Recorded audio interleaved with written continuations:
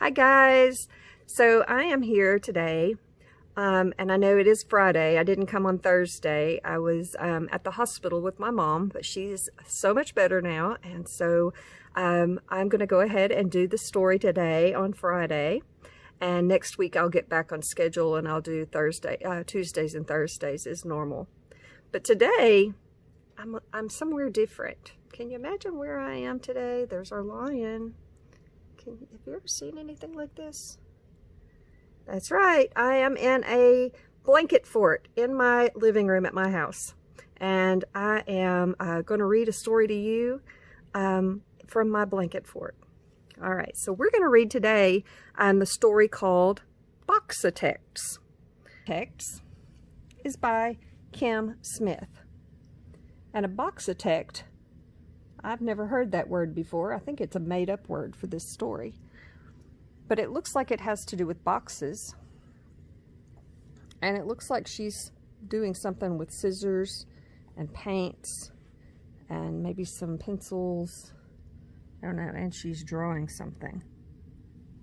So, let's find out what a boxatect is in our story today.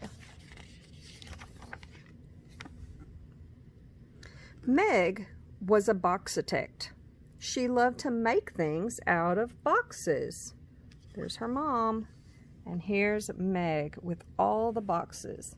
And she's got lots of things to make things with. She has tape and scissors and paints and markers. She has a lot of different supplies. She loved making tiny houses, tall towers, and twisty tunnels. And she made marvelous things no one had ever seen before. Wow, look at that house. And a sword. I bet she made that out of boxes too. Even a crown for her dog. How cool. Meg was proud of her work. She could make boxes into anything. Meg's mother was proud too. She thought Meg was brilliant and creative. So Meg's mother sent Meg to maker school, where she could be even more brilliant and creative. At maker school, there were blanketeers, spaghetti techs, and egg cartoniers. There was almost any kind of maker you could imagine. But Meg was the class's first boxatect, and that made her feel special. See the blanketeers? Making their blanket fort. That's what I've been today.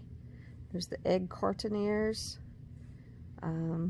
This looks like the spaghetti techs. They have their pasta out, and they're going to make something with pasta. There's all kinds of ways to make things. At school, Meg learned all about boxatexture. She learned how to make her structures useful, strong, and beautiful. Meg loved everything about maker school. Until Simone showed up. Here's Simone. Like Meg, Simone was new. She was also brilliant and creative. Worst of all, Simone was a boxatect too. And she was already making things Meg had never dreamed of. Wow, look at this airplane that Simone is making. That is pretty cool. In class, Simone would point out ways Meg could make her constructions a little straighter, more wind resistant, and less boring.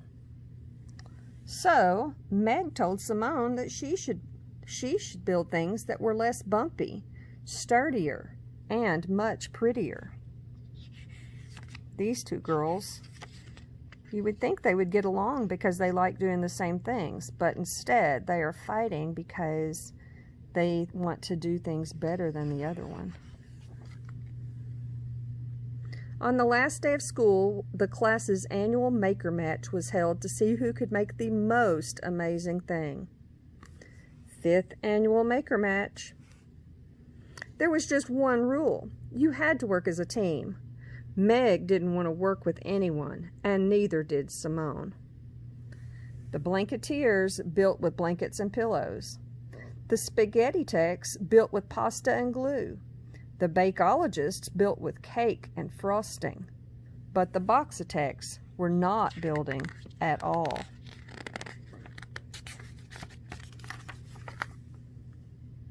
They were arguing. "I want to make a treehouse," Meg said. "No, I want to make a ship," Simone insisted. Meg drew a line down the middle of a very large box. "I'll take this half, and you can have the other." "Fine," said Simone.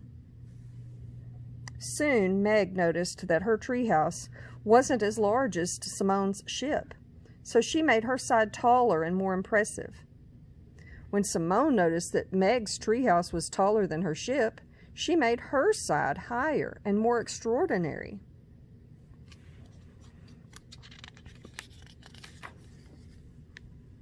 Wow, it's getting bigger and bigger. Slowly, Meg and Simone's creation grew bigger and bigger. They both built and built until there wasn't a single box left. And at last, wow, they finished. "What is it?" asked classmates. "I've never seen anything like it," said another. The teacher said, "It looks like it might..." What do you think? Oh no, it's tipping. Someone is about to sneeze. Achoo! Crash! The whole thing fell down. Oh no.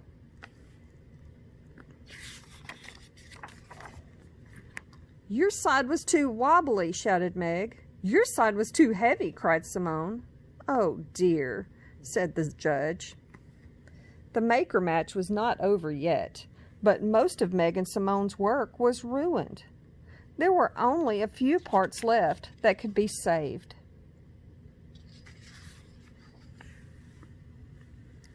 "If we combine my treehouse with your ship," Meg started. "We might be able to make one thing," finished Simone. The boxitechs decided to call a truce so they could finish the match. See that word truce? What do you think that means? What is it when you call a truce? Working as a team, Meg and Simone quickly joined the remaining pieces together until they created something new. Wow, look at this big box ship house. At the end of the maker match, the boxitechs hadn't won first place, but they had a different way of making brilliant and creative things, working together. That's really cool. And they each gained a new friend. What should we make next? How about a buoyant bungalow or a motorcycle mansion? It's really nice that they've become friends. And so here it talks about, why is cardboard so extraordinary? Extraordinary, that's a big word. That just means really, really, really good. And so here's an experiment that they are working on. It says that regular paper is not really heavy enough or strong enough to hold things. But cardboard is amazing because it is corrugated. Corrugated. That means that it is a piece of paper, and then there's another piece that's like a fan that's sandwiched between the two pieces. And so when you put this together, it makes it much stronger. If you have a regular piece of paper and you put the bunny on it, you see how it falls? But if you make a piece like this and you put the corrugated piece in between, all of a sudden it is much stronger. And so that's why cardboard is so strong. It's because it has corrugated pieces in between two other pieces. Over here it's talking about being a boxitect. And what you need is just some boxes, maybe some scissors. You might need some help with that so that you don't cut yourself. You might need some tape, some markers, paint, stickers, something to make your creation just look beautiful. Here they're talking about how to make a castle with boxes. See, they take their box and they cut the little notches out of the top, make a door that opens. They put some string on their door so they can raise it and lower it, and then they colored it, and it's a beautiful castle. And here they are working together because they called a truce. And that's what a truce is. A truce is when you, even though you don't agree on something, you decide that you're going to get along anyway and work together. And after they called a truce and they worked together, they were able to build something really, really, really cool. So that's the story of the Boxitects. Now, your challenge for this weekend, or, you know, just sometime, you can do it today or tomorrow, just go ahead and be a maker. You don't have to build with boxes. You might just be a spaghetti-teer or a blanketeer like me. Or you might be a bakeologist and make something with cakes or something. So they're all different kinds of ways to make things. I want you to make something using materials, either cardboard boxes, pasta, really anything, paper. Make something unique. Make something really cool. Take a picture of it or a video. Video would be cool. And post that in the comments. Show me what you can make, like Meg did as a boxologist, or a boxitect. She was a boxitect. I want you to do that for me. Have a very wonderful, great weekend, and I will see you again on Tuesday.